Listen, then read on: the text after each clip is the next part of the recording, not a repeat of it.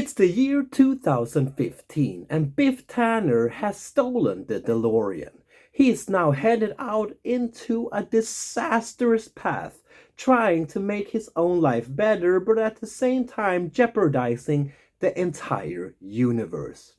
Now you need to make things right again.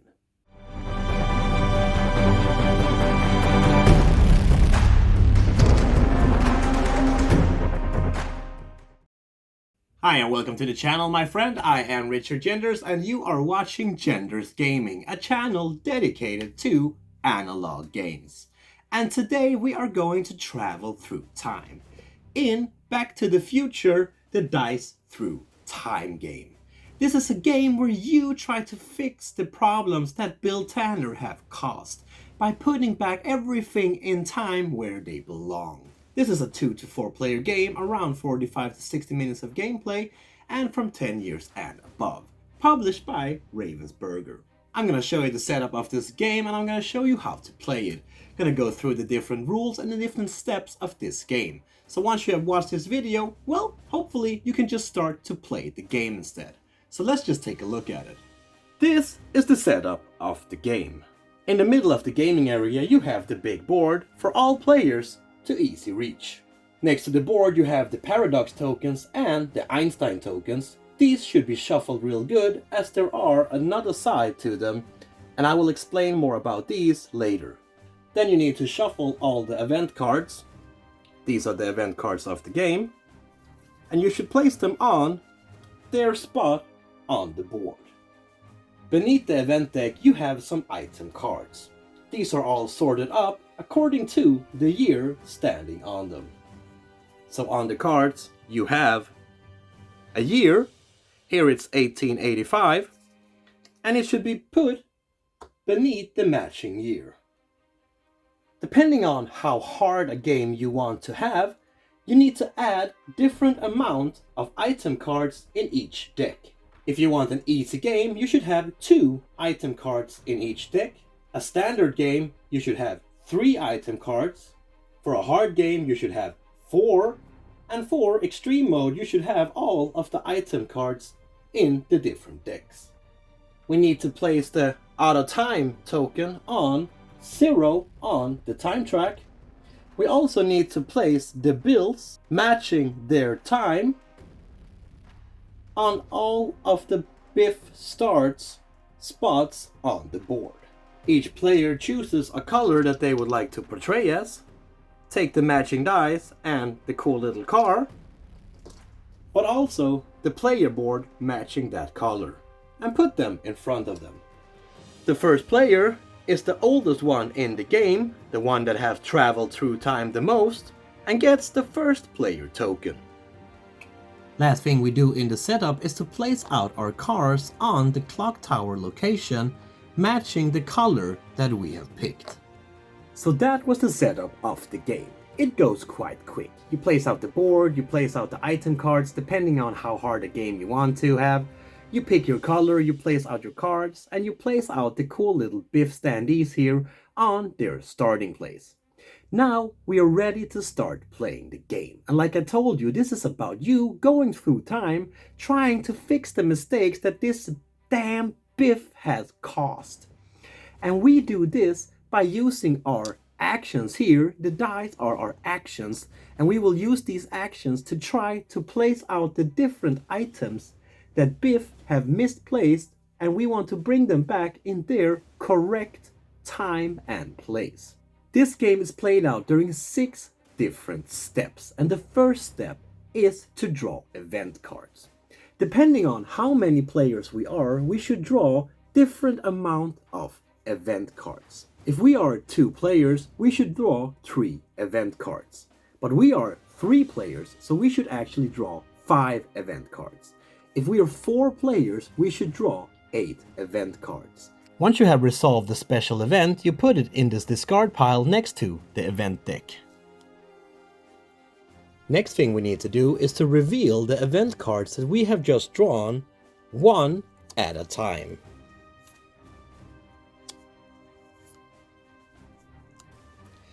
If we ever draw a special event cards, We should resolve these immediately. And if you draw several special event cards, you should resolve them in the order that they were shown. The rest of these event cards that was not special events are now placed out on their correct time and place on the board. Meaning that, for example here, the train bridge in 1885 goes out on the train bridge space in year 1885 on the board. And we do this with all of the event cards that we have just drawn.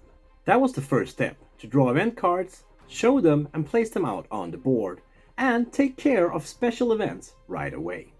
Now we move into step number 2, and this is where we roll our dice. Now these dice determines what kind of actions we can do in step number 3. So each player roll these simultaneously.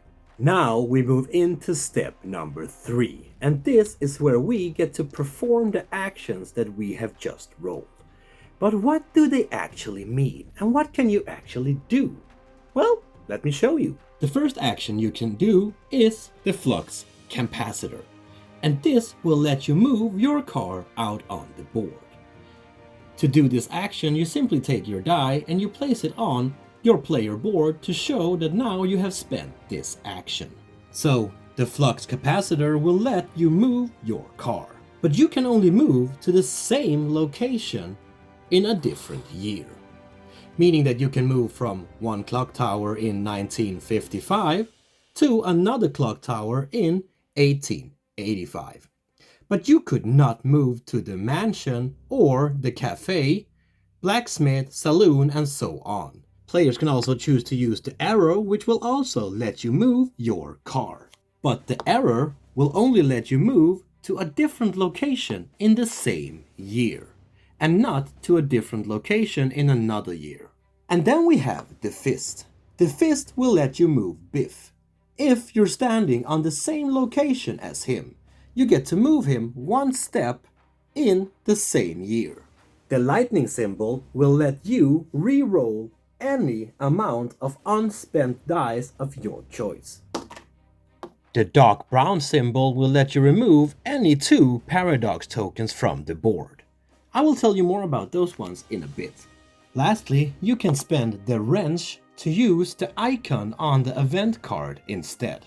During your turn, you can also choose to just spend a die to move your vehicle left or right in the year that you're currently in. Or if you ever get a matching result on 2 dice, you can spend these 2 dice to use any of the other actions instead. But that's not all you can do, because of course you can also try to resolve the events that are out on the board.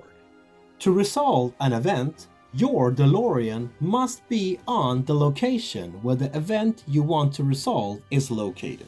Then you need to spend the die with the same symbols as the event have.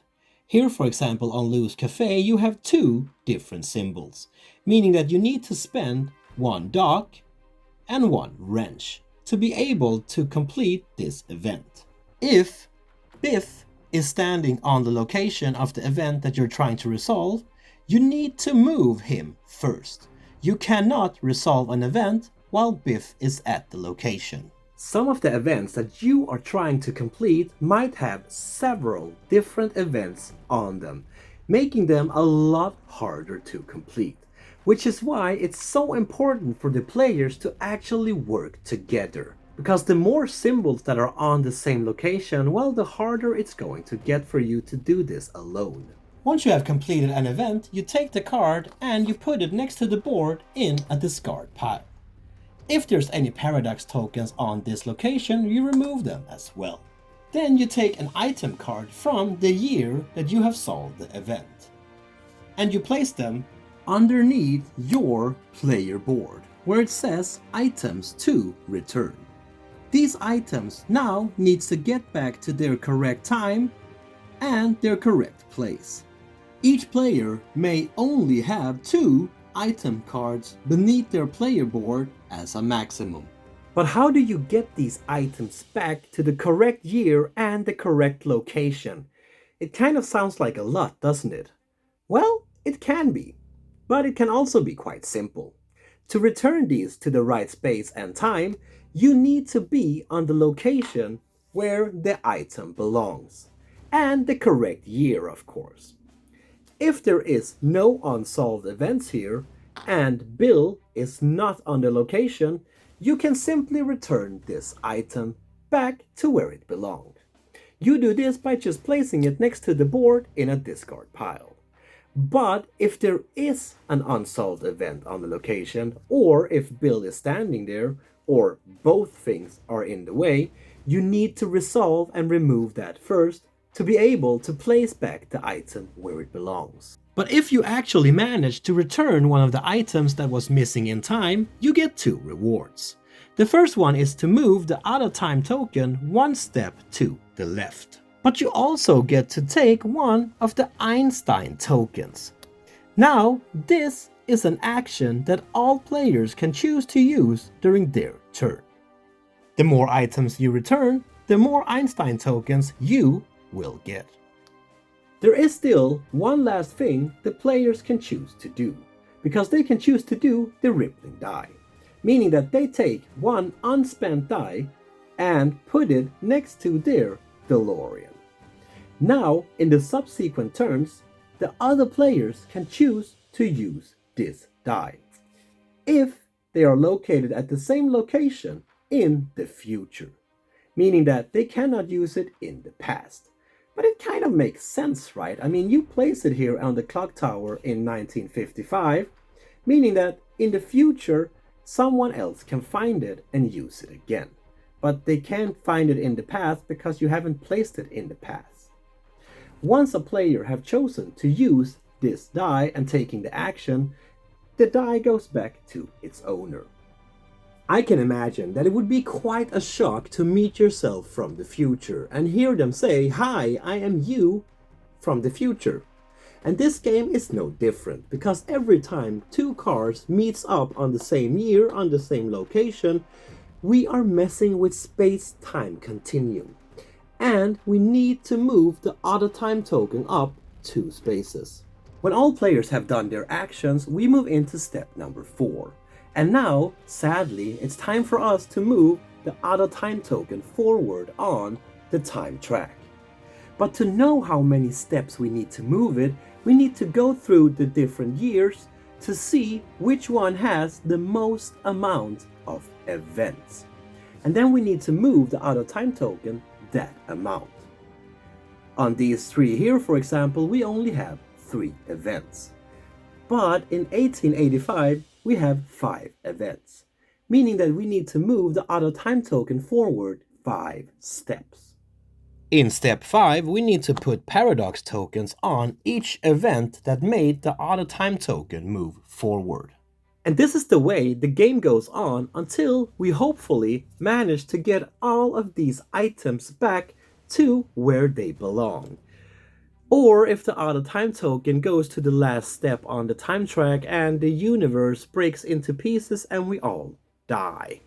So please just get these items back, because I don't want that to happen. In this game, collaboration is key. If you do not like co-op games, well, you will not like this game, because it is not a one-man show. This is a game where you need to work together to complete the events. Because if you do not complete the events, well, things will go bad pretty fast. And like I told you at the start, the more items you have that you need to place back out on the board, the harder this game is going to get.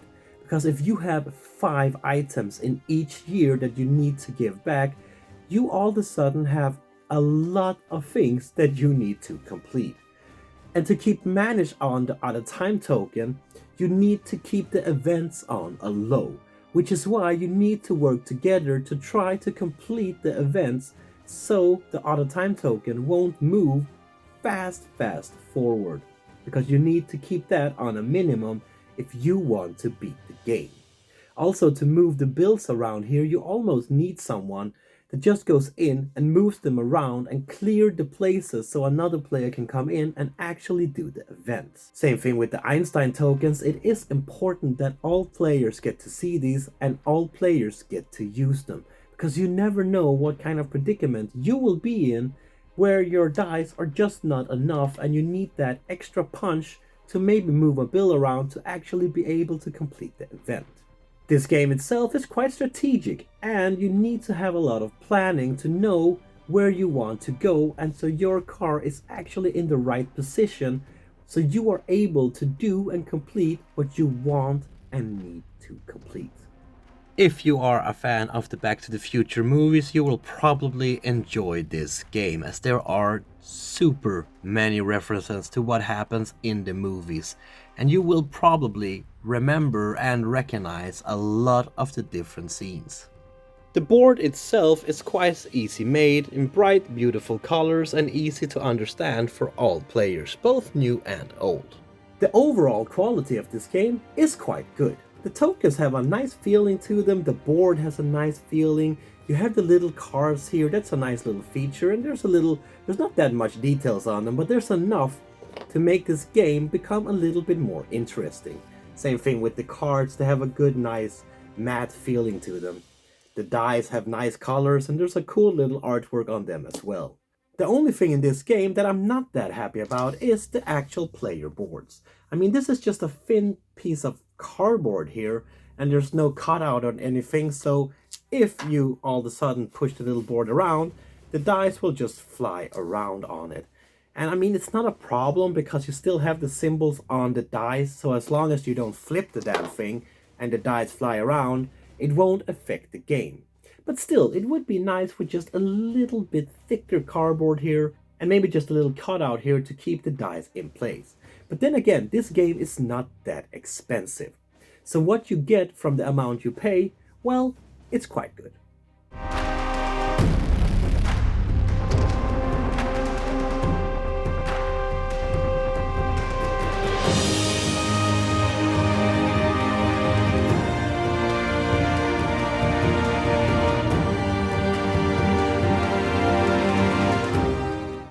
There you have it, my friend. That was Back to the Future Dice Through Time. This is a fun, easy, fast, pretty strategic game. And you can twist and turn on the difficulties, so if you are in a group with a bit of newer players that might not want to sit down that long, well, take just a little bit fewer items and you have a faster game. This game is also easy for new players because there's not that much to take in. So this is a good game if you want to bring in some new players, sit down, have a fun time. You should check this out if you like lighter strategy games. There will be links down in the description if you want to know more, so be sure to check that out. If you like this video, my friend, please give me a thumbs up. Please throw in a comment for me. I love to interact with you. I will answer all the comments, of course. And until next week, people, please keep on spreading that board gaming love I know you all have. Peace.